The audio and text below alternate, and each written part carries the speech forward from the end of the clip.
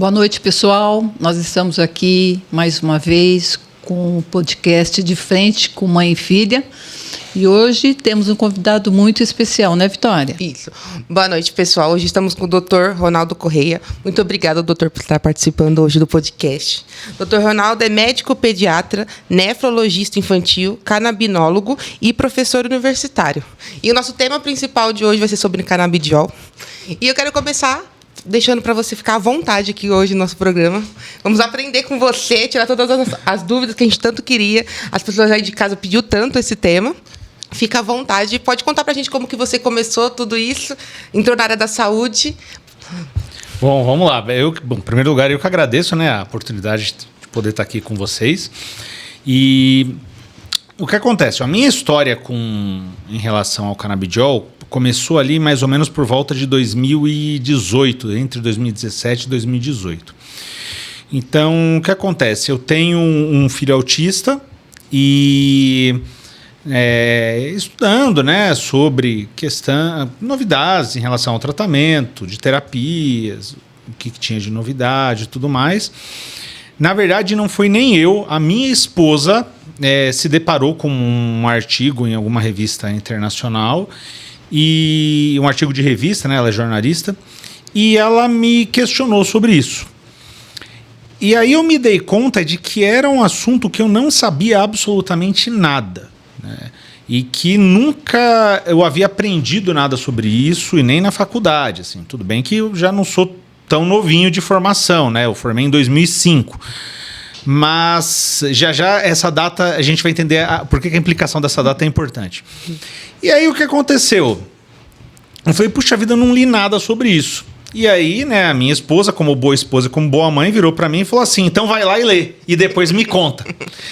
E aí eu fui estudar, comecei a estudar o assunto. Obviamente que eu já tinha, né, ouvido falar muitas coisas em relação a possíveis novidades aí no tratamento do autismo, mas poucas coisas tinham alguma evidência científica assim razoável. E aí eu acabava escanteando. E aí, para a minha surpresa, quando eu fui ler sobre isso, eu comecei a encontrar muita coisa interessante na literatura científica. E aí comecei a me aprofundar mais no assunto. Então, a partir daí, foi que eu comecei a ter mais interesse, eu comecei a ir atrás e fui aprender mais sobre isso e comecei a trabalhar com isso. Aí eu comecei a trabalhar com isso de maneira assim, mais intensa, estudar mais e tudo mais, escrever algumas coisas de mais ou menos em torno entre 2018 e 2019. Então, foi aí que eu comecei. E aí, qual que foi a minha surpresa quando eu falei da história que a minha formação foi em 2005 e eu nunca tinha ouvido falar na faculdade, ninguém nunca me falou sobre isso. Eu pensei, bom, pode ser que naquela época a gente não sabia muita coisa ainda. E aí eu descobri que na verdade não, que naquela época já se sabia muita coisa. E aí foi uma surpresa maior ainda quando eu descobri que, vamos dizer assim, as bases fisiológicas e farmacológicas do tratamento, isso era algo que já era conhecido, assim, começou a ser desvendado ali pela década de 60, mais ou menos, e a gente já sabia muita coisa na década de 90, no início da década de 90.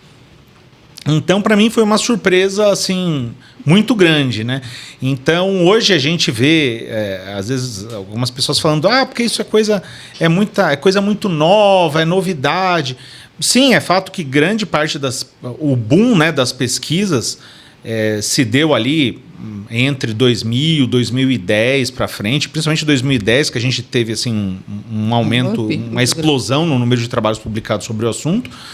Mas é algo que, assim, a gente já tem muito conhecimento científico sobre isso já faz muitas décadas. Mas o interessante, doutor, é que na faculdade ninguém abordou sobre esse assunto. Por que será que a faculdade é restrita assim em tocar nisso? O que acontece? Assim, todo conhecimento ele leva um tempo para se disseminar. E é um tempo cada vez mais curto por conta até dos recursos tecnológicos que a gente tem, né? A cada dia que vão aparecendo coisas novas. Mas hoje isso já está mudando. Então hoje a gente já tem muitas faculdades que em algum momento do currículo esse tema introduzido, seja na farmacologia, seja na fisiologia, seja em questões aí de estágios clínicos, né, de disciplinas clínicas.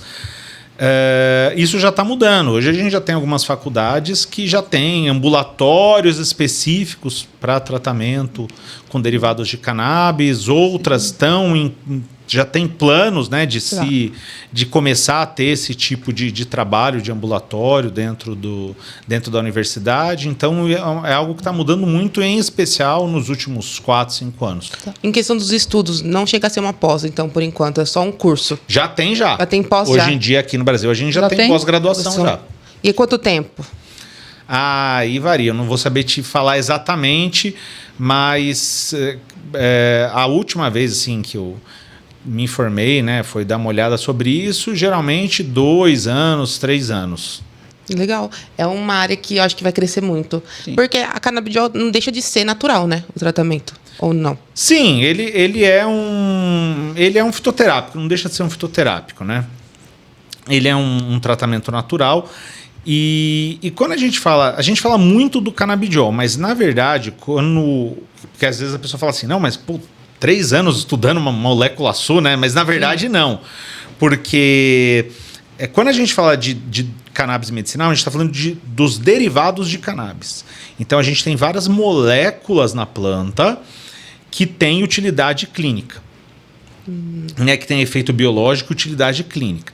Então, a gente tem as duas principais, que são o CBD e o THC, que durante muito tempo foi bastante mal visto, né? E assim, não eram reconhecidas suas propriedades terapêuticas.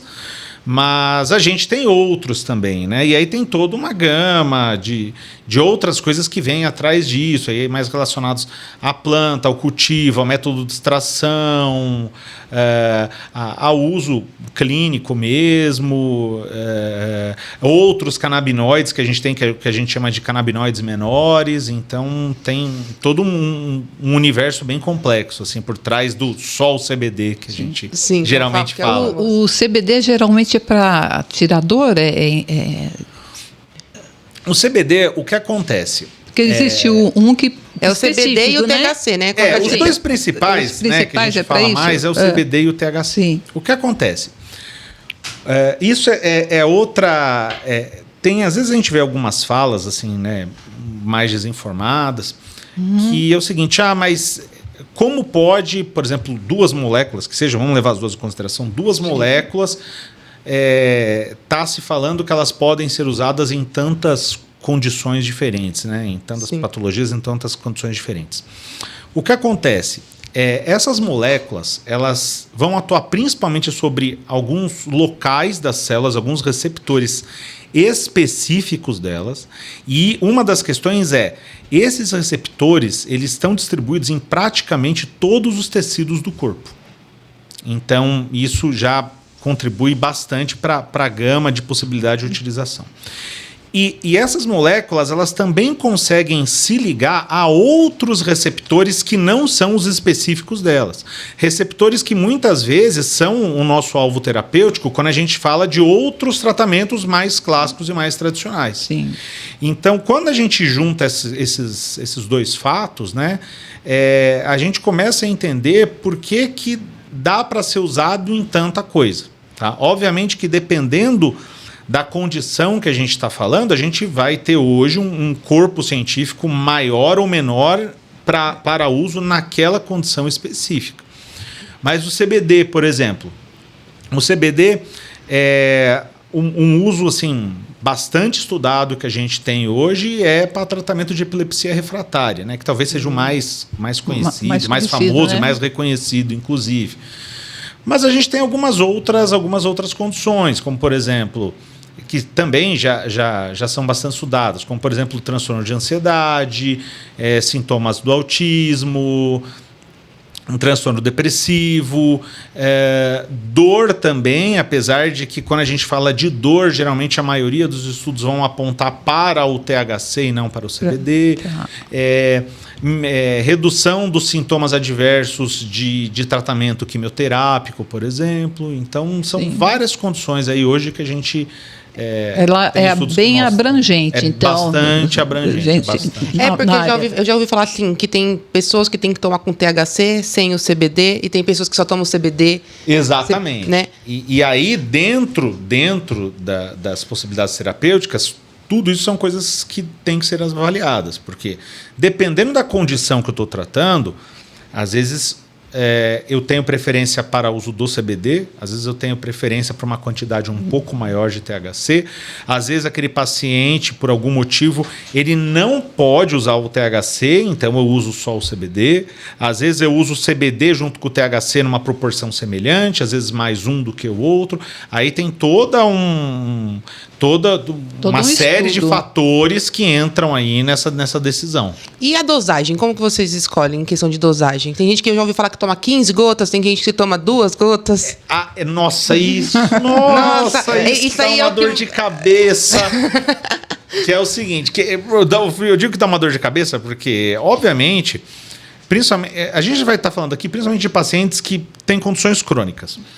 E pacientes que têm condições crônicas, é muito comum eles conversarem entre si, participar de grupo, né? Então, esse tipo de coisa. E é muito legal, e é muito bom troca de informações, e é bom trocar informação e trocar experiência. E, aliás, são os médicos que incentivam fazer isso. Sim, está certo. Um grupo disso. Isso é super sadio.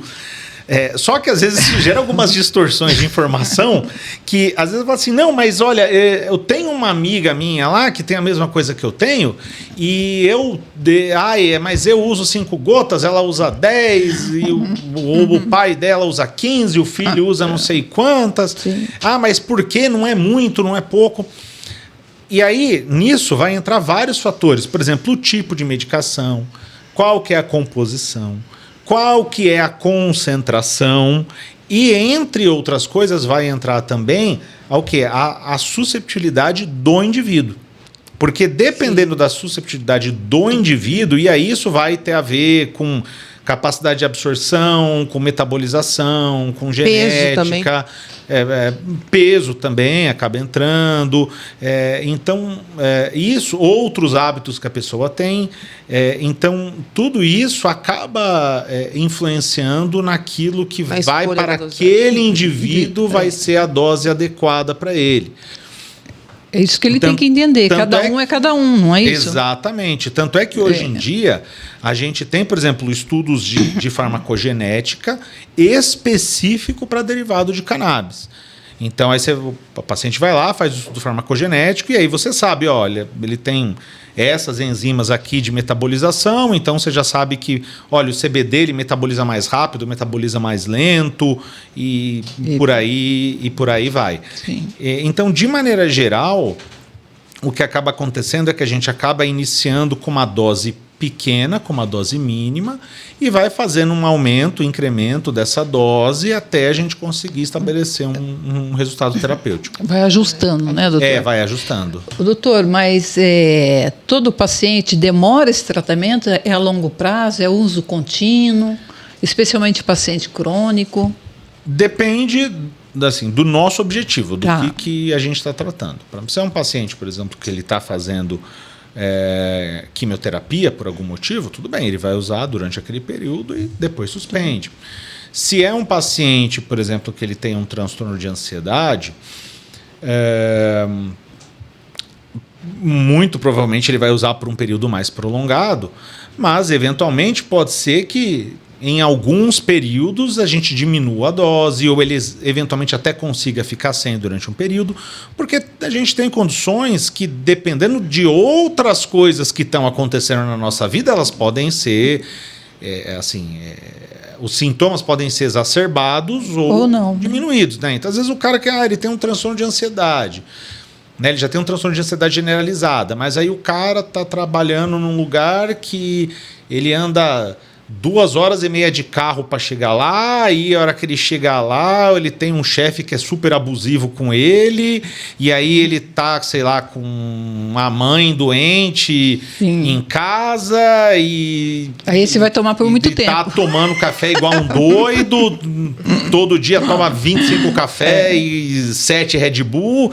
Então, é o que acontece, né? E aí, um belo dia, esse cara, sei lá, ele muda de emprego, vai trabalhar mais perto da casa dele, num ambiente de trabalho que é melhor. Ele tinha lá um problema financeiro que se resolveu, a mãe dele sarou, ele resolveu tomar um café sem cafeína, deixou os Red Bull de lado e ok, aí melhorou bastante, ok. Às vezes a gente consegue reduzir a dose, ou eventualmente até tirar. Então, isso vai muito da individualidade do diagnóstico, paciente. Né? Você comentou sobre epilepsia. Já um epilético seria para sempre, não seria, doutor?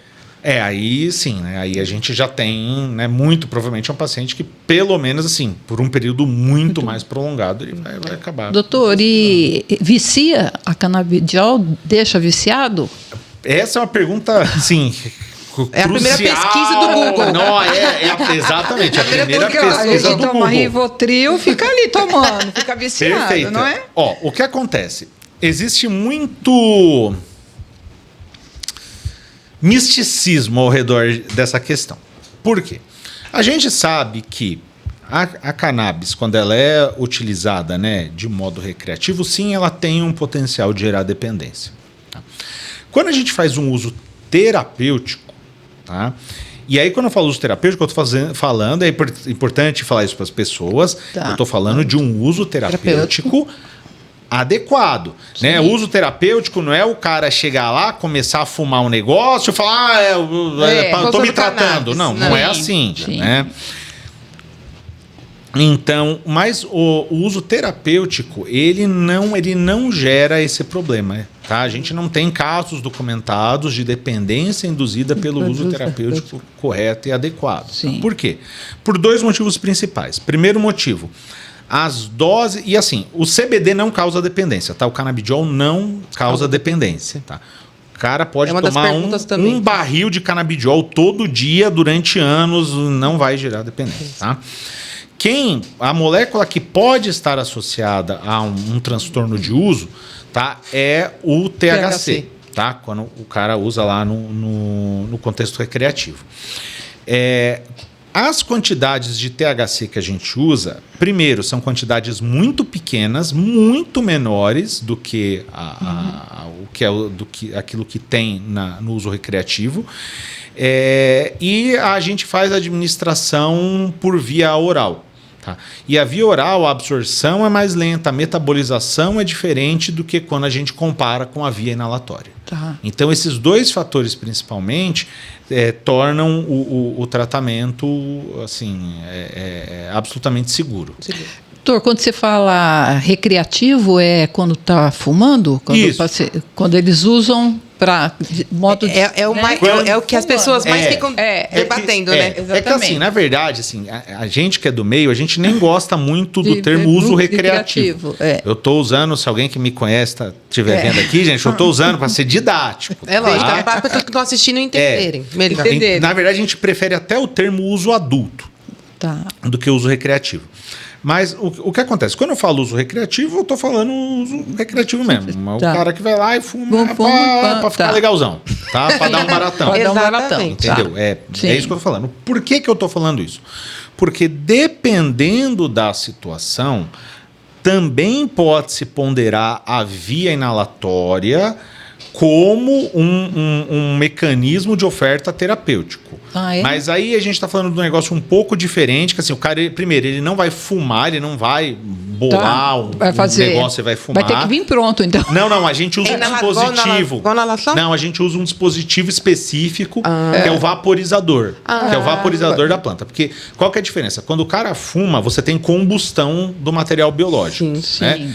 No vaporizador, você não tem combustão, você tem um aquecimento, mas que não chega no ponto de combustão. Aí, com o aquecimento, você tem, né, a sublimação do princípio ativo, e aí a pessoa recebe por via inalatória. E aí é um outro dispositivo. Seria parecido com os óleos essenciais? Os óleos essenciais tem mais ou menos, tem esses... mais ou menos essa lógica, mas de uma maneira mais intensa, né? intensa. E aí a gente tem vários tipos de dispositivos diferentes, grande, pequeno, de mesa, portátil, que tem essa capacidade. E aí, da mesma maneira, também não vai ser qualquer erva que a pessoa vai fazer a vaporização. Sim. Aí tem que ser a erva específica, com mais ou menos a concentração. E tudo isso com autorização, dentro das normas. E isso, dentro da lei. É difícil, tá? Esse é um recurso que ele é um recurso de exceção. Se você for ver, 98% dos pacientes que usam... na verdade, eu até trabalho com um grupo que em breve a gente vai tá publicando aí um artigo sobre isso. Eu não lembro exatamente os números, mas assim, mais de 95% do uso da prescrição ela é por via oral, tá? Tem mais ali uns 3 ou 4% mais ou menos, que é de administração tópica, pomada, creme, gel. Tem bastante produto agora, né? Coisa. E lá um traço lá, 1%, um tracinho de uso, que é, numericamente falando, né, que vai ser o pessoal que precisa fazer o uso... do inalatório. Precisa fazer o uso por via inalatória, através de vaporização. Seria interessante para pessoas com câncer de pulmão, por exemplo? Ou não? Diferente. Então, aí, por exemplo, já é uma questão que vai entrar naquela conta de, olha, qual que vai ser o meu meio de entrega pro organismo. Da medicação. Então, para um paciente, por exemplo, de câncer de pulmão, já não é uma opção tão interessante. Legal. Entendeu? Mas, por exemplo, um paciente que tem um outro tipo de câncer, que, por exemplo, ele tem paroxismos de dor, ele tem episódios agudos de dor intensa, de difícil controle, esse paciente já passa a ser um paciente que já pode ser uma possibilidade para ele, por exemplo. Porque tem tratamentos sistêmicos que é muito melhor, né? Do que pela inalação. Da mesma maneira, é um paciente que ele... Vou dar um outro exemplo. Ele é um paciente que ele já tem um histórico pessoal de transtorno de uso de cannabis. Então, também para ele, esse cara já é um cara que ele já não é um paciente que é uma opção interessante para ele. E é muito comum ter efeitos colaterais? Que eu teve uma paciente, acho que agora acho que é a Cris, uma paciente minha. Vou citar ela porque ela é uma paciente quase família. E ela tomou para mim, foi ela assim, e falou que teve muito tontura, mal-estar, e ela desistiu, mesmo diminuindo ou aumentando. Pode acontecer. Isso é interessante você falar, porque assim, a gente não pode confundir, achar que, porque tudo bem, é uma molécula, uma extração natural da planta, o cara pode usar à vontade, porque todo mundo pode usar de qualquer jeito, porque não tem problema. Não, tem, né? Toda molécula que tem a capacidade de ter uma ação terapêutica, automaticamente ela vai ter a capacidade de gerar algum efeito adverso. Isso é uma condição que não tem como a gente evitar. Então, sim, pode ter efeitos adversos. São frequentes? Não são muito frequentes. E os efeitos adversos que a gente tem, geralmente são efeitos adversos muito comuns, que a maioria dos remédios podem dar. Que vai ser o quê? Os 3 principais. Vai ser o quê? Náusea, tontura e sonolência. Tá? Muitos pacientes com ajuste de dose ou através de alguns recursos que a gente tem, né, terapêuticos, a gente consegue resolver esse problema e ele continuar o uso da medicação. E em algumas situações a gente precisa descontinuar o uso porque realmente o paciente é intolerante à substância, geralmente por questões associadas ao metabolismo do paciente, e aí paciência, né? E aí bola para frente. E para prescrever, os médicos para fazer a prescrição, tem que estar com curso? Não. Hoje em dia, qualquer médico, tá? E dentistas também podem prescrever. Tá? Então, qualquer médico e qualquer dentista lá, tudo certinho dentro da sua categoria de classe, com registro e tal, pode prescrever. Você não há necessidade de nenhuma graduação específica, tá? Obviamente, né, como qualquer coisa, você tem que saber o que você está fazendo. Tem que ter conhecimento sobre aquilo que você está fazendo. Mas não é necessário, assim, nenhuma certificação, nada específico. Mas ainda é complicado aqui no país conseguir isso? Melhorou muito nos últimos anos. Melhorou Muito. Muito. Vou te dar um exemplo, tá? Até 2019, mais ou menos, 2018, vamos botar 2018, tá? Até 2018,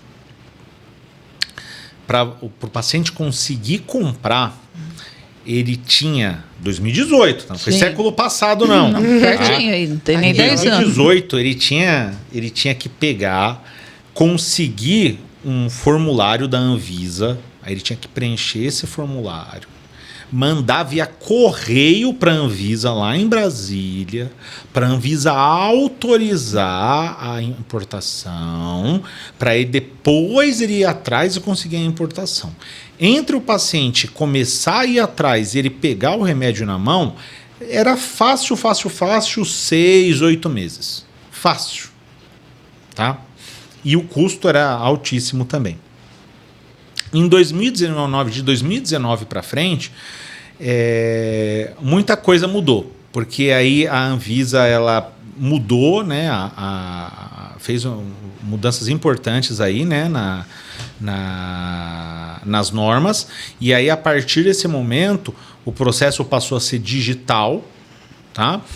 E passou a ter depois aprovação automática. Então, o paciente, ele pegava a receita... Hoje como é que funciona? O paciente pegou a receita do médico. Bom, primeiro, ele pode ir lá na farmácia e comprar, porque antes também não tinha, até 2019, não tinha a nas Anvisa farmácias. também não liberava para dispensação na farmácia. Então, E tem em todas as farmácias agora? as Então, grandes têm. As grandes têm. Então, a partir desse momento, o paciente que vai usar o remédio nacional, ele pega a receita dele, vai lá na farmácia, no balcão da farmácia, compra o remédio e leva para casa. Se é um paciente que vai adquirir uma medicação de importação, ou por conta de custo, ou porque ele precisa de uma composição específica que não tem no mercado nacional, que é bastante comum acontecer. E a gente tem no mercado nacional hoje, mas não tem uma variedade tão grande de fórmulas e concentrações. Se o paciente for importar, ele pega essa receita, entra no site do governo federal, preenche lá uma solicitação de autorização para a Anvisa. Na hora que ele termina, se estiver tudo certinho, assim que ele preencheu, automaticamente ele já tem autorização de importação, aí ele vai lá e compra o remédio via importação e está resolvido. Então, facilitou bastante. Facilitou. Então, né? E o custo reduziu bastante também. Você acha que está mais ou menos qual na média do valor? É difícil falar, porque hoje em dia a gente tem frasco pequeno, frasco grande, concentração maior, concentração menor. Mas se a gente for voltar ali para 2019, tá? Então você era obrigado a importar, né? Você não tinha aqui. E o paciente em um frasco, ele não ia gastar menos naquela época, menos do que R$ 2.400, R$ 2.600. Num frasco só. Frasco, Né? que dependendo do caso ia durar um mês. Tá? Hoje em dia, assim, esse custo já reduziu bastante. Diminuiu. Tá? Já reduziu aí a metade, menos da metade. Nossa, legal. As pessoas terem acesso, né? Sim. Para entrar, então, por exemplo, você acha que entra com o SUS? O SUS um dia vai... Tem, vai, em São Paulo, no estado de São Paulo tem. No estado de Alagoas, eles estavam estudando também já essa possibilidade. Se eu não me engano, Pernambuco... Não, Pernambuco, Piauí, se eu não me lembro também... aqui na região a gente tem, por exemplo, o Ribeirão Pires, que eles têm uma regulamentação municipal específica para isso, e a gente tem outras cidades por aí que já estão também aí estudando, tá em curso no legislativo ou está sendo votados aí. Lá vai eu com a minha curiosidade. E eu queria saber um pouco mais, entender como eles funcionam no organismo. Por exemplo, eles ajudam a acelerar as células, fortalecimento, relaxamento, solta dopamina. Como que ele funciona dentro do organismo em si? Vamos lá. É bem complexa a pergunta. Eu vou tentar, porque assim, para você ter ideia... Pode dar exemplo dos pacientes mais... Semana passada, eu dei uma aula específica sobre isso. Olha... A aula durou 2 horas e faltou muita coisa a falar ainda. Deixa eu ver quanto tempo. Brincadeira. Então, e já tem uma outra dessa programada para continuar o assunto para daqui umas semanas. Então... Tentando resumir assim de maneira mais concisa, tá? A gente tem alguns receptores específicos que são os receptores canabinoides. E aí a gente tem 2 tipos, tá? Que é o CB1 e CB2. Dependendo do tecido, você vai ter mais de um tipo de receptor, mais de outro tipo de receptor, ou alguns tecidos que você tem os dois juntos, até na mesma proporção. Dependendo, de maneira geral, tá? O receptor CB1, ele vai estar associado principalmente a tecido nervoso. Então, sistema nervoso central e periférico. E basicamente o que ele vai fazer é reduzir a atividade em determinados grupos de neurônios. Tá? Então ele vai diminuir a atividade daquele neurônio, daquele grupo de neurônios, correto? O receptor CB2 ele está mais relacionado à parte de sistema imune. Então, a ativação dele acaba funcionando como um mecanismo de reduzir a atividade do sistema imune. Então, ele tende a reduzir a atividade inflamatória, reduzir a liberação de mediadores inflamatórios. Então, a grosso modo, seria mais ou menos isso. Tá? Uhum. Só que lembra que eu falei que essas moléculas elas também vão agir sobre alguns receptores que não... Esses são os receptores específicos delas. Tá. Mas eles também agem sobre outros receptores que não são os específicos. E aí, a partir daí, a gente tem uma árvore de coisas que acontecem. Né? Mas basicamente os mecanismos principais de ação são esses. E aí ele acaba equilibrando o organismo. Exatamente, porque o que acontece? Esse sistema aqui, a gente tem esse sistema, esses receptores canabinoides, vai ser participa de um sistema que a gente chama de sistema endocannabinoide, que foi isso que eu falei que começou a ser estudado lá na década de 60 e foi sendo descoberto, receptor, os endocannabinoides, até a década de 90. Porque a gente tem moléculas nossas que são parecidas com essas moléculas da planta. Tá? Que são o que a gente chama dos endocannabinoides. Então não é à toa que essas moléculas atuam sobre o nosso organismo. É porque a gente gera substâncias que são parecidas com elas do nosso corpo. E qual que é a função desse sistema endocannabinoide? A função principal dele é aumentar ou reduzir a atividade de outros sistemas, de outras funções orgânicas. Então, ele tem uma função modulatória que a gente chama. Tá? E aí, dependendo da forma que isso é trabalhado, pode ser para mais ou para menos e tal. Então, a função principal é justamente manter a estabilidade, é manter a homeostase. Né? Essa que é a função principal do sistema endocannabinoide. Nossa, interessante. O organismo é muito interessante. As pesquisas hoje estão... Né, hoje, essa semana, está mais falando sobre pesquisa, né? Então, várias descobertas. E agora, a cannabis, ela vem vindo e está tendo portas. Isso que é a parte mais interessante. Eu vi que na China, há 12 mil anos atrás, eles já usam... Então nós estamos bem atrasados, não é? O que acontece assim? O pessoal fala, não é uma novidade muito grande. É uma novidade, é uma novidade arqueológica. Porque assim, apesar da má fama da coitada da planta, eu falo assim, coitada da planta, porque assim, a planta é uma planta abençoada, na minha opinião. A planta é uma planta, assim, você planta no vaso, ela cresce lá, né? A pobre da planta não faz nada pra ninguém, né? Não é nem falar, nossa, é uma árvore enorme que pode cair em cima de você, nem isso. Então, assim, a planta, as plantas, né, da família da cannabis, são plantas que elas convivem com o ser humano desde do começo da nossa espécie, entendeu? Desde quando a gente ainda estava lá se misturando com Neandertal. Diz que encontraram há 5 milhões de anos atrás uma planta dela. Assim, a gente tem registros arqueológicos. Provavelmente, acredite-se que essa foi uma das primeiras plantas que foi domesticadas pelo homem. Por quê? Porque ela fornece uma fibra de boa qualidade. Então, ela era usada ao longo da história, né? Quando você vai fazer um estudo antropológico... É uma planta que, assim, que ela já foi usada para a produção de tecido, para a fibra dela para se fazer utensílio, para decoração, já foi usada com intuito religioso, já foi usada com intuito médico.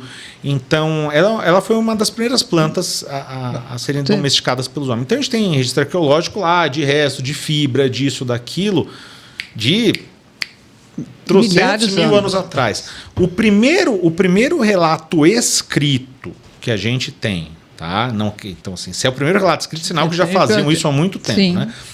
O primeiro relato escrito que a gente tem de uso médico, especificamente de uso médico, tá? É de 2500 antes de Cristo. Tá? Ou seja, já tá pelo menos aí 4.500 anos nessa brincadeira aí. Sim. 2.500 antes de Cristo na China. E depois disso, os gregos fizeram uso médico da planta, os romanos fizeram uso médico da planta, uma pancada de civilizações do Oriente usaram, a civilização árabe usou. E mesmo aqui nas Américas, até o começo do século passado, também era usado.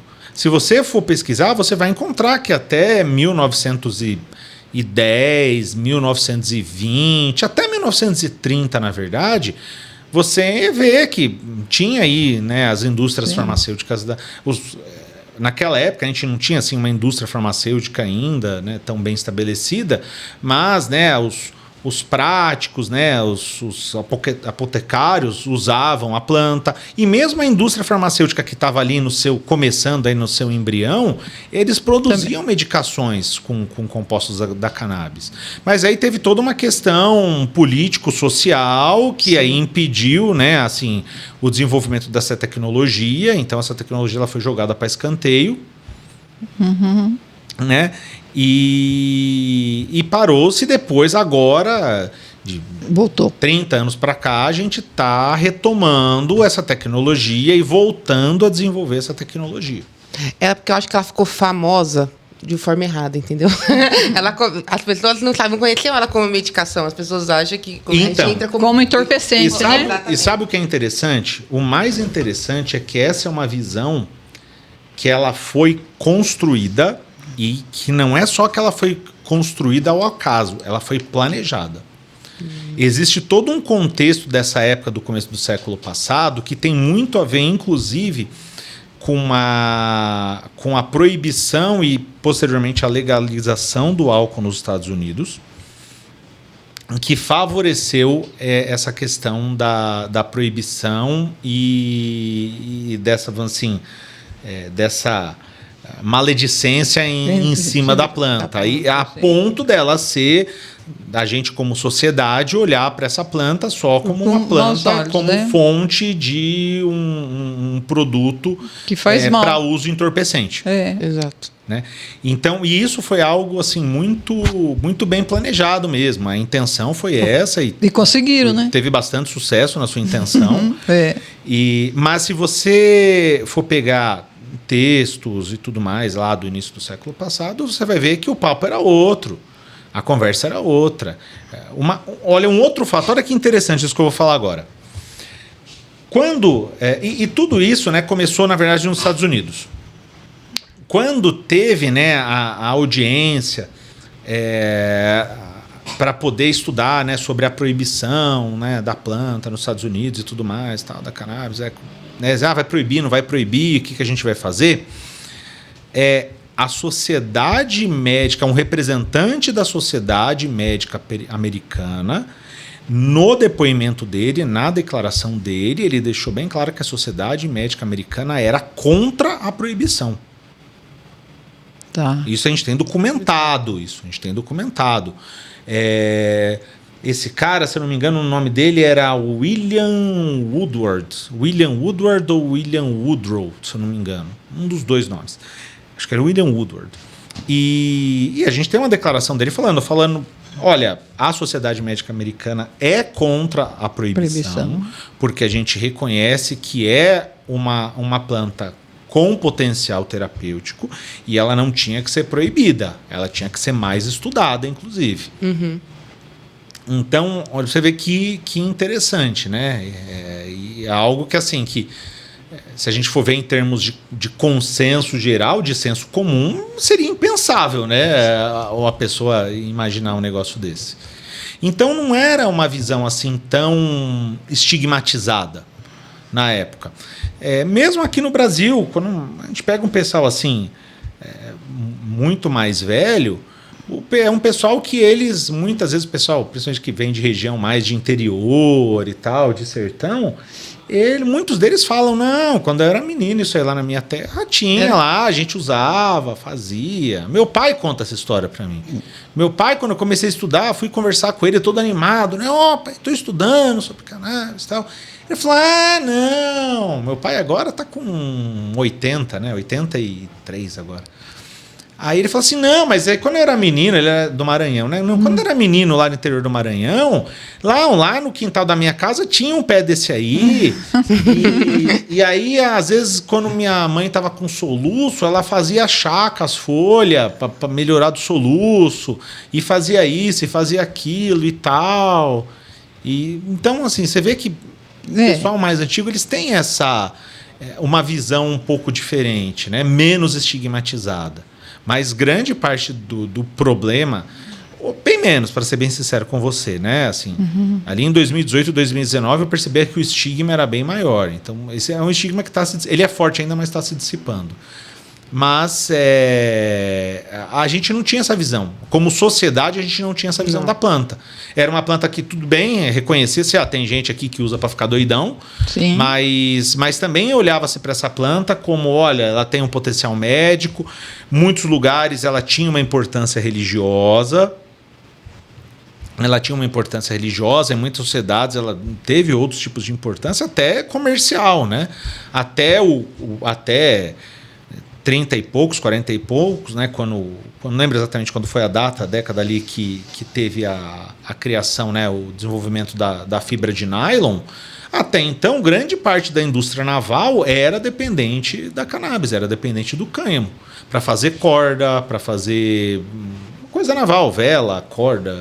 Nossa, por aí muito vai. interessante, não roupa, imaginei. A maioria lá na China antiga lá é o seguinte, se você era nobre, você usava roupa de seda, se você era do povo, você usava roupa de cânhamo. E cânhamo é da... É maconha. Cânhamo é cannabis, tá? É a mesma cannabis. planta. Tá? É outra coisa importante também. O pessoal fala, não, mas não é cannabis, é cânhamo. Não, gente, é a mesma planta. Mesma coisa. A denominação cânhamo é uma denominação assim arbitrária que foi criada para falar sobre plantas, né, dessa família que que produzem pequenas quantidades de THC. Então, aquelas que produzem pequenas quantidades de THC, criou-se essa convenção, não vamos chamar isso aqui de cannabis, vamos chamar de cânhamo. Mas é a mesma planta. Doutor, ele está usando para vários tipos de produto, né? Para pele. Diz que tem barrinha de cannabis também. Olha, tem muito para os animais, estão colocando cosmético. Nas rações dos animais, não é isso? Tem muito produto cosmético hoje em dia, produtos para assim, para o público animal, de uso veterinário. Sim, veterinário. Tem também, principalmente no exterior, né? Aqui no Brasil nem tanto. No Brasil, assim, a questão veterinária ainda é uma briga, porque assim, produtos de uso veterinário, quem está muito em cima disso é a Anvisa, né? Só que produtos de uso veterinário, eles não é da alçada da Anvisa, é da alçada do Ministério da Agricultura, do MAPA. Então, o pessoal da veterinária ainda sofre bastante, assim, com a disponibilidade. Provavelmente a Anvisa fica de olho, né? A pessoa vai comprar para o animal e quem toma é ela. Não duvide. Não, na verdade... Será que a preocupação também não pode ser essa? A produção, né, e importação e tal, quando é para animal, não passa pela Anvisa, entendeu? É direto no MAPA. Então, e o MAPA não tá, assim, não teve uma dedicação tão grande a esse assunto ainda. Mas não são contra. Sinceramente, eu não sei. Sabe, né? Mas o que eu sei é que o pessoal da veterinária, que precisa usar cannabis, assim, eles são, hoje em dia aqui no Brasil, eles são absolutamente dependentes das associações, né, que produzem aí produtos para uso animal. E eles, então, acabam tendo a disponibilidade, é mais difícil, né, as concentrações, os tipos de fórmula, eles acabam tendo mais dificuldade, por incrível que pareça. Mas a gente tem produtos cosméticos para animais no exterior, produtos, como você falou, né, às vezes de barrinha, tal, às vezes com CBD e tudo mais. Mas esses produtos alimentícios com CBD, eles já não têm assim um crivo científico tão grande, assim, já é mais já não entra mais como barrinha um tratamento, de chocolate, né? com CBD, já é, vamos dizer assim, já é um salamaleque de mercado, é mais um salamaleque de mercado do que um tratamento, uma questão de uso médico propriamente dito, né? Porque aí qualquer um vai comprar e poder usar, né? Tem países, a gente tem países, tem locais que usa. Amsterdã é um dos países que mais tudo, é chocolate, é bolo, é tudo. Eles têm, sim. Lá eles são famosos. Mas lá é outra pegada, né? Lá é o pessoal, recreativo. Lá é o pessoal que vai para recreativo. Nos Estados Unidos também, tem muitos estados lá que o cara vai, pega, compra. Porque tem esse tabu ainda, quando você fala canabidiol, na cabeça das pessoas já vem maconha. Mas eu sei que, eu tô falando pra você, porque nunca falar canabidiol, as pessoas já têm esse preconceito que eu falo. É extraído da planta. Sim, exatamente. Entendeu? Mas existe mais preconceito do lado da população ou do lado da ciência, dos médicos? De uso? Eu vou falar para você o seguinte. Que a população também é ignorante, às vezes, nesse ponto, não é? Eu rodo assim... Por diversos motivos, eu tenho muito contato com assim, professores de várias universidades, Brasil afora. Uhum.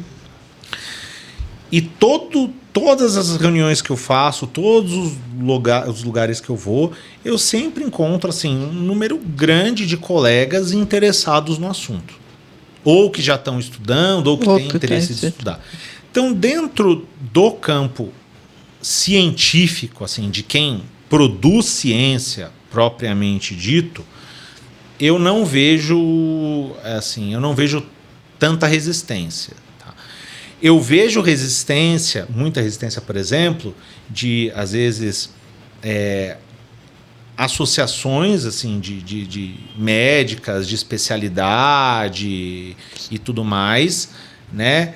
Que às vezes o pessoal da diretoria tem uma certa resistência ainda, né? Isso sim, a gente vê.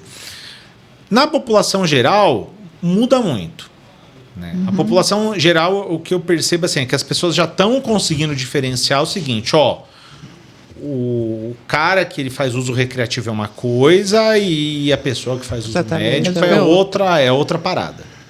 Uhum. Obviamente que, como eu disse, depois de 100 anos, né, de sendo botado dentro da cabeça das pessoas, que isso aqui é do mal, hein, isso aqui é ruim, isso aqui é cruel, isso aqui, nossa, não pode nem... O que mais fala é que leva pro inferno. Pode nem, leva pro inferno. Isso aqui não pode nem olhar. Óbvio que as pessoas guardam algum receio, né? Claro que esse imprint social, né, fica na cabeça da pessoa e a pessoa... Você falou aquela pergunta que você fez, mas não vai viciar, mas tal. Às vezes a pessoa fala, não, mas eu vou tomar um negócio, é comum, assim, porque é muito comum. A pessoa pergunta assim, não, mas eu vou tomar aí, depois eu preciso ficar parado assim, porque vai me dar um negócio, assim, eu tenho que esperar passar o efeito. Não vai dar efeito nenhum. Você vai tomar e vai fazer suas coisas do seu dia a dia, vai viver a tua vida. Então existe essa preocupação ainda, né? Mas a gente percebe que tá sumindo muito. Né? Bacana. Quando eu fui fazer minha lição de casa para hoje, uma das perguntas principais que tem no Google, né, que a gente vai atrás, é a diferença entre a maconha e a canabidiol. Aí lá tá muita gente pesquisando porque a maconha ela queima o neurônio. Eu digo para as pessoas entenderem, tá? Porque se eu falar maconha, canabidiol, o povo não entende. Mas o ato de fumar queima neurônio e o ato de usar para a parte farmacológica, igual você estava explicando, já não tem esse problema. Não. O que acontece, né? Tem aquela frase muito famosa, né? Um axioma famoso que fala o seguinte, né? Que a diferença entre o remédio e o veneno é a dose. Sim. Então é isso. É isso. Entendeu? E a pureza também, né? Não. A gente chega em um ponto aí que você já é um outro ponto. É. Assim, tem um trabalho muito interessante do pessoal da toxicologia da Unicamp. O departamento de toxicologia da faculdade de farmácia da Unicamp, eles assim, tem muita coisa já publicada, eles estudam muito. Assim, um pessoal lá que eles são nota 10. Assim, eu já tive contato com eles, é um pessoal que é maravilhoso. E eles têm um trabalho que eles fizeram uma vez, justamente estudando a composição de apreensões aí, né, da polícia, que a polícia fazia. Então eles pegavam lá uma cota e faziam análise para ver o que tinha ali no meio. E aí, né, a conclusão que eles chegaram é o seguinte, né, que ali tinha de tudo, né, tinha de tudo menos maconha. O que menos tinha ali era maconha. E ali tinha o quê? Tinha caule, porque Sim. o que eles fazem, né? Eles pegam a planta inteira, metem no triturador e aí ali vai, porque o princípio ativo está na flor, né? E aí ali vai flor, vai folha, vai caule, vai raiz, vai areia, vai pedra, vai terra, vai barata, vai besouro, o que tiver Os bichos lá, que tiver lá na plantação. o que tiver vai. Os caras vão, empacota aquilo, vai fazer o transporte sem controle de umidade, de nada, mofo, fungo, agrotóxico, tinha de tudo ali, entendeu? Era mais fácil o cara ficar doido de agrotóxico do que doido com a planta, de tanta porcaria que tinha lá no meio. Que situação. Então, sim, tem isso Tem também. isso. Né? Tem os contaminantes e tudo mais. Quando você fala de um produto de uso médico, isso é uma fala que já foi muito frequente. Fala assim, mas não tem controle, mesmo esses produtos que se usa para uso médico, não tem controle adequado e tal. Isso aí, gente, é conversa lá do tempo do onça também. Hoje em dia não tem mais isso. Hoje em dia, os produtores têm grau de certificação, alguns, dependendo do país, de fato, é um grau de certificação um pouco mais brando, vamos dizer assim, que é uma fiscalização do grau de certificação alimentar, mas a gente tem empresas hoje que fazem, por exemplo, que trazem de fora e usam aqui do Brasil, de produto de certificação de grau farmacêutico, que tem um nível de qualidade lá em cima. Então, são que tem controle de qualidade, que tem, mas principalmente dos importados, né? Falava-se muito isso, mas tal. Hoje em dia, qualquer importador aí, você vira e fala assim, me manda o seu, que a gente chama de certificado de análise, né? Me manda o seu COA, tá? O cara vai te mandar um certificado de análise com autenticação digital, esse princípio ativo tem tanto, esse princípio, olha, não tem agrotóxico, não tem metais pesados, não tem contaminantes. Então, hoje em dia é outro mundo, né? É outra coisa. Tem que ter os produtores específicos, né, doutor? Sim, a gente que tem... o laboratório contrata, provavelmente, tem que ter esse controle, né? Mesmo esses que vende aqui na farmácia, né? Na verdade, o princípio ativo já vem pronto de fora, Sim. isolado, pronto, já trabalhado de fora. E aí no exterior você tem fazendas indoor, outdoor, de produção, tudo controladinho. Né? Isso é muito legal. Daqui a pouco vai ser igual plantação de soja. Todo mundo vai querer, mas não é isso aí. Esse é o objetivo, né? Mas algo isso que faz aí. bem. Não é? No exterior, isso aí é coisa séria, séria, não é né? bagunça, não. Isso aí é coisa séria. Doutor, e é em gota só ou tem comprimido também? Hoje em dia a gente tem gota, tem comprimido.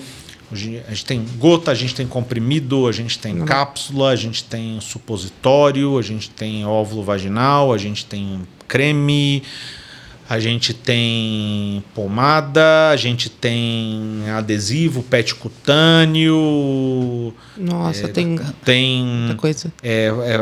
A forma para aplicação intranasal, spray oral. Poxa vida, uma gama de coisa, então. Hoje a gente tem de tudo. Legal. Hoje em dia... E infantil, na parte pediátrica, não tem nenhuma contraindicação? Tem. Tem. Sempre tem. Sempre tem. Sempre tem. Igual gestante. Vamos falar já. Vamos aproveitar. Tem, Criança e sempre gestante tem. sempre tem. Gestante, por exemplo. Já não... Tá? Gestante já é uma situação assim, já mais delicada. Então dependendo do histórico do paciente, sim, tem algumas situações que a gente evita o uso. Tá? Isso tem, sim. E alguma história para contar pra gente? Um relato que te marcou de algum tratamento que você fez? Tem. Nossa, muitos. Porque sempre tem algum paciente que marca, né? Tem muito. E ele tem um paciente em casa, né? Que você começou falando dele, a começar pelo meu filho. Mas tem muitos. Mas acho que talvez um dos que mais me impressionou, na verdade, que nem eu esperava, assim, dar tão certo, foi um paciente que ele tinha uma dor trigeminal, uma dor de nervo trigêmeo. Neuralgia do trigêmeo. De mais de uma década que o cara sofria com isso. 20 anos que o cara tinha essa dor. E assim, era um cara que ele já tinha usado tudo. Ele era aquele paciente que ele já tinha esgotado todas as possibilidades. O cara já tinha feito de tudo, assim, que de cunho clínico, né? O cara já tinha feito de tudo. Tinha tomado de tudo, não aguentava mais, ainda assim não tinha o controle igual, vivia sofrendo e tal. Eu falei, olha, você já tentou de tudo, vamos tentar, né? Ele começou a usar ok, eu imaginei e torci, falei, olha, acho que pelo menos algum alívio ele vai ter, né? Tudo bem que ele tenha uma dor que ele classifica lá 8 de 10, se cair para 6, sei lá, 5, 4, nossa, já tá bom. De 2 metros de altura, né? Já ia estar contente. Depois de um tempo, esse cara voltou pro retorno. Seu fulano, tudo bem. E aí, como é que tá? Não, passou. Falei, não. Passou como? Passou pouco, passou muito, e já tá te incomodando pouco, é isso? Ele falou assim, não, passou, doutor. Não tenho mais. Eu falei, não. Eu acho que o senhor não está entendendo a pergunta. Vamos lá. Melhorou? Melhorou quanto? Tá? Melhorou quanto? Ele falou, não, melhorou tudo. Eu não estou mais sentindo nada. Aí eu olhei e falei, não. Aí até eu achei, né? Até eu me surpreendi. Porque foi um resultado muito, muito bom. E foi ótimo. E tá aí até hoje, né? Tranquilo, graças a Deus, dando super certo. E por quê, né? Mas como é que pode? O cara já tinha usado um monte de coisa. Bom, pode ser que o que estava impactando nessa questão dele tinha justamente associação com esses receptores específicos que eu comentei. Talvez era isso que estava comprometendo o estado dele.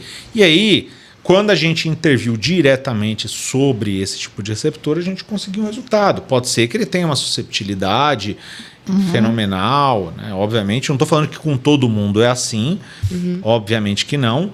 Dor crônica, a gente sabe que é um negócio complicado, mas esse caso foi um caso que me impressionou, né? Foi um caso que me impressionou, assim, que, nossa... E hoje em dia... Super feliz, assim, com ter dado certo para ele. Alcançou a cura, a gente sempre então, fica feliz quando dá certo pro paciente. Lógico. Sim. E marcou, tá contando pra gente. Mas tem que acompanhar realmente para ver o resultado. Sim, não é? aí a gente faz o acompanhamento e tal, tem que fazer, né? Sim. E hoje em dia a neuralgia do trigêmeo é uma das coisas que mais perturbam. Não tem mesmo. As pessoas têm que sair. Eu brinco que eu uso esse termo, né? Tem que dar tiro para contelado para acertar o tratamento. Porque igual organismo é organismo. Cada um tem o seu e cada um responde do jeito que. Né? Ele falou, o paciente provavelmente era aquele específico que estava precisando. Então, assim, ele é uma possibilidade terapêutica, né? Faz parte do arsenal terapêutico do médico e que, ok, tem que ser usado, tem que ter indicação, tem que ser usado da maneira adequada, mas tendo indicação e sendo usado da maneira adequada, tá? É uma substância absolutamente segura e super tranquila. Porque, assim, a gente está falando muito, assim, tem o pessoal, né, que é muito resistente e tem, às vezes, todo um escrutínio assim excessivo em relação a isso, porque vem da planta e tudo mais. Mas a gente tem também, né, um pessoal também que acha que é oba-oba também, que acha que é festa, vai dar pra unha encravada, pra tudo, e também não é assim. Não é. A gente tem indicações, né? É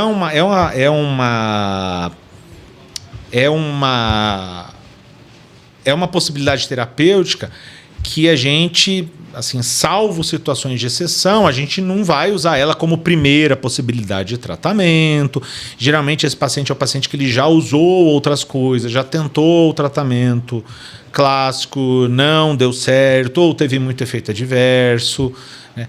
Obviamente que hoje, né, a visão que a gente tem hoje de medicina não é só remédio também, né? Muitas coisas a gente precisa mudar hábitos de vida, a gente precisa mudar a alimentação, a gente precisa envolver atividade física, parte emocional, tudo, né, questões doutor? de suporte emocional, que às vezes, como eu disse agora, questões relacionadas ao trabalho, por exemplo. Então, mas quando tudo isso já foi visto, as possibilidades farmacológicas clássicas já foram esgotadas, né? Para algumas situações específicas, aí o derivado de cannabis vai entrar, pode sim entrar como opção. A cannabis entra como um complemento, nunca tira nenhuma medicação para colocar ela só. Você pode tirar para colocar ela, não. A gente entra junto, né? Ela, e aí, às vezes, e aqui esse às vezes é um às vezes bem grande, e aí às vezes... Lá na frente... Às vezes acontece do paciente conseguir ficar bem e conseguir um conforto só com o derivado de cannabis. Mas isso não é regra, isso é exceção. E quando tá com o uso dela? Comecei a usar canabidiol. Eu tenho alguma coisa que eu não posso usar junto ou não posso fazer? Por exemplo, álcool. Nem se for sábado e domingo, que eu vou falar, né? Não, contraindicação assim, absoluta não. A gente tem algumas contraindicações relativas. Então a gente sabe que pode ter algumas interações farmacológicas. E aí, obviamente, o paciente está usando um remédio, você vai introduzir o cannabis, ou ele está usando o cannabis e por algum motivo ele precisa introduzir um outro remédio. Você precisa prestar atenção e tomar alguns cuidados com algumas medicações, tá? Principalmente, assim, de maneira geral, principalmente os anticonvulsivantes e os anticoagulantes. São os dois principais, assim. Mas alguns antidepressivos, alguns ansiolíticos também a gente precisa ficar de olho. Já dá para associar. Mas isso não impede o uso junto. Tá. É só uma situação. Só um cuidado. Tem que ter um cuidado maior. Por isso que tem que ter um acompanhamento, né, do médico. Isso, exatamente. Doutor, você é pediatra, mas aí você faz consulta com adultos também, na parte da cannabis? Alguns. Alguns. Na verdade, o que acontece? Eu sou pediatra de formação. Mas o que acontece? Dentro, né, daquilo que eu trabalho, eu sempre acabei, apesar de ser pediatra, sempre acabei mantendo um certo contato com a clínica e também aonde eu dou aula durante muito tempo eu dava aula de assuntos que eram relacionados à clínica. Então, assim, eu sou um pediatra, mas a clínica sempre ficou na mochila. Tem um ladinho clínico. E antigamente, quando eu comecei, hoje não, hoje é mais fácil a gente encontrar colegas, né, que trabalham com esse tipo de terapia, mas tinham muito poucos colegas médicos que trabalhavam esse tipo de terapia. E então eles acabavam chegando, me procurando, e aí eu via quando era alguma coisa mais simples, que não era algo... que tem coisas que são realmente muito de especialidade mesmo, e aí eu falava, olha, infelizmente não dá, vamos tentar encontrar um colega especialista aqui para você que trabalha com cannabis. Mas dessa época eu tenho muitos ainda. Que acabam, assim, continuaram fazendo acompanhamento comigo aí. Bacana isso. O que você diria para os médicos que estão querendo entrar nessa área?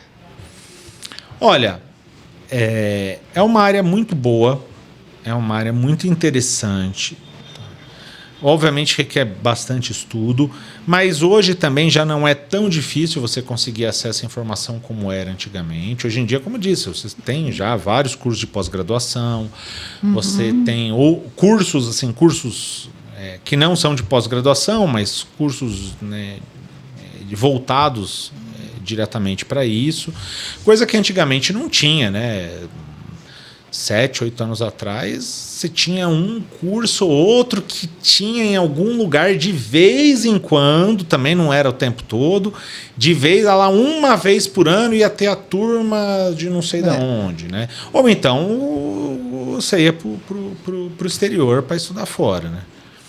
Você dá curso, doutor, de cannabis? Não. Cursos assim, eu já atuei, até hoje ainda atuo em alguns cursos de pós-graduação ou de formação específica, dando algumas aulas, né? Mas eu mesmo dar curso não. Às vezes eu sou chamado um lugar ou outro, uma faculdade, uma instituição de ensino, para às vezes dar uma aula ou outra, mas eu mesmo não. E para as pessoas que estão assistindo, poder te encontrar, você tem algum local específico que você atende ou você atende em vários?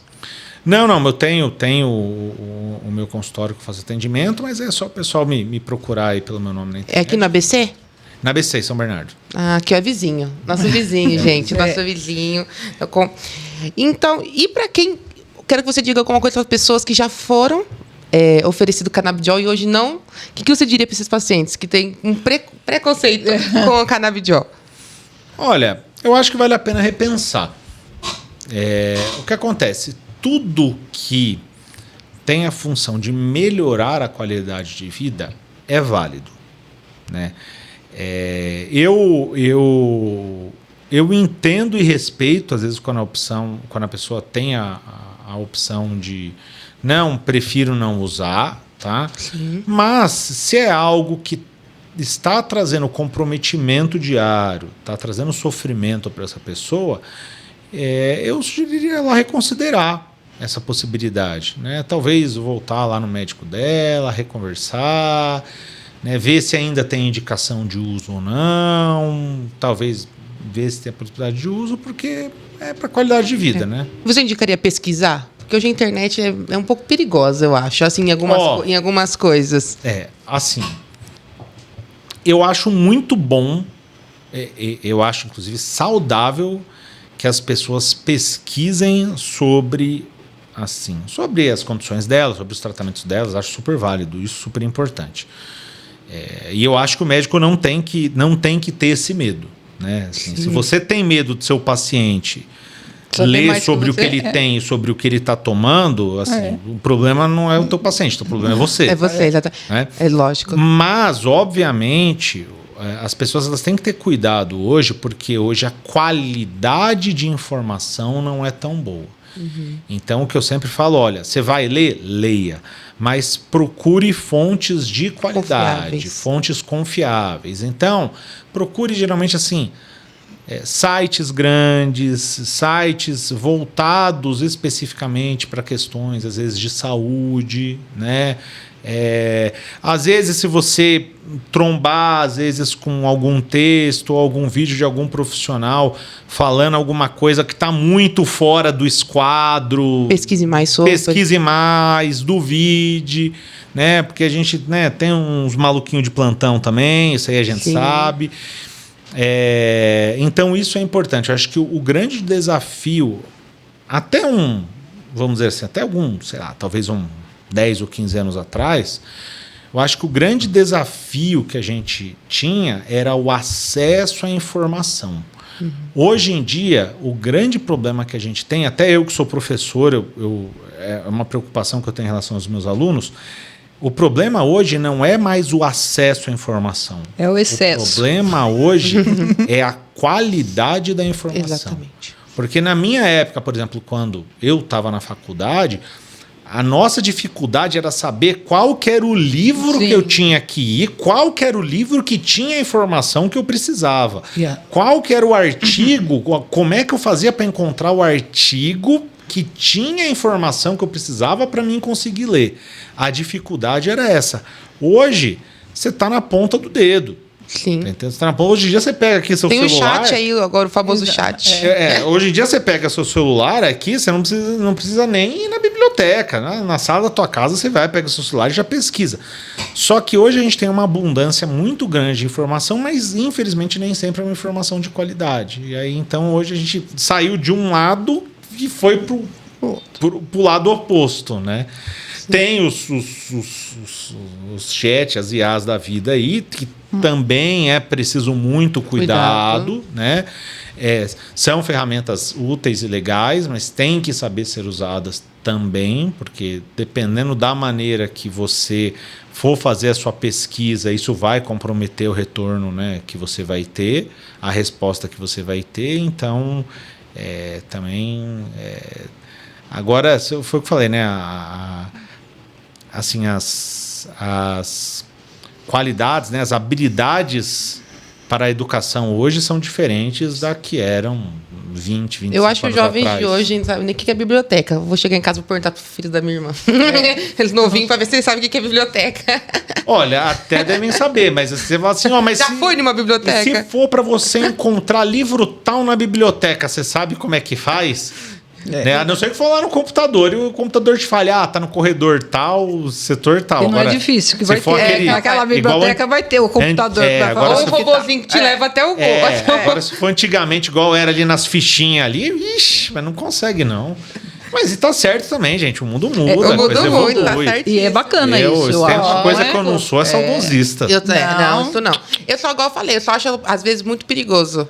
Sim. E assim, não generalizando o jornalismo, mas o jornalismo também, dependendo da manchete, sempre torce ali, o que aí você vai ler realmente o que está acontecendo, não tem nada a ver, porque eu já vi muita coisa sobre canabidiol, quando você vai ler, nem foi o cannabis que causou aquilo, mas a manchete está lá. Então, é por isso que eu falo que a internet tem que saber mexer nela. É que hoje a gente, até na área da saúde, principalmente, é bastante afetada com isso. A gente sofre com uma questão que é a questão né, que o pessoal chama de economia da atenção, né? A atenção do ser humano hoje virou um produto, né? Virou um ativo, né, de negócio. Então, muitas vezes as pessoas elas acabam escrevendo, fazendo manchetes, fazendo coisas para chamar a atenção. Mas às vezes nesse chamar a atenção você foge completamente da mensagem que precisa precisa ser passada, né? E aí isso se torna um problema grande. E na área de saúde isso daí acaba ficando mais complicado, porque a área de saúde tem muita gente que só gente da área da saúde que entende. Mas você sabe que o nosso podcast é pensando justamente nisso. A gente trazer informações viáveis e confiáveis. E isso é importante. Tá? Isso confiáveis, principalmente. Porque ela falou assim, uma coisa que não tem muito é falar sobre saúde e falar coisas interessantes sobre saúde, abrir portas que outros pacientes, as pessoas não conhecem. E aí foi uma das primeiras coisas que ela falou no cannabis. A gente tem que quebrar o tabu do cannabis, que é muito importante o uso, porque a gente tem muitas pessoas conhecidas que usa e pacientes, então a gente vê a melhora deles. Sim. E o que acontece? E a área de saúde tem muita coisa interessante, né? E muita coisa assim, interessante, muita coisa útil, mas às vezes as pessoas querem sempre assim, o extraordinário, né? É o que eu falo. Às vezes as pessoas buscam no extraordinário coisas que às vezes dentro do contexto normal já são incríveis, né? Então, às vezes, né, a gente vê, não, mas olha, o cara tem que comer essa fruta e essa semente, se ele comer 3 vezes por dia, ele vai diminuir a chance dele ter Alzheimer, então você tem que tomar, porque é o fruto milagroso, é o fruto disso, é daquilo, aquilo outro.